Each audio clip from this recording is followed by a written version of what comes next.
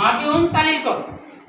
মাবিউন মূলত কি ছিল? মাবিউন শিখে কি এটা বের করতে পারলে আমরা মূলত বের করতে পারবো, আর মূলত বের করতে পারলে আমরা তালিল করতে পারবো। মাবিউন কয়টা মুজাক্কার ইসম মাফউলের শিখা, তাহলে মাফউলুন যদি লিখি মাফউলুন মাফউলুন, তাহলে মাবইউন মাবইউন,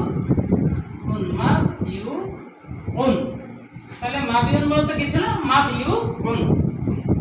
এরপর পেশ করা ইয়া হরকত পূর্বে সাকিন, তাই হরকত পূর্বে দিয়ে দেওয়া হলো,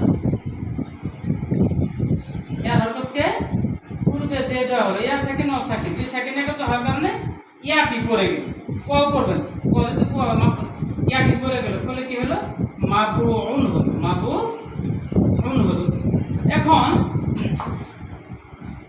ইয়া যা পড়ে গেছে এই কথা বোঝানোর জন্য ফাঁকা জায়গায় জের দেওয়া হলো, ফলে মাবিউন হলো, মাবিউন। এখন ওয়াও সাকিন পূর্বে জের, ওয়াওকে ইয়া দ্বারা পরিবর্তন করা হলো, ফলে মাবিউন হলো, ফলে মাবিউন। জি।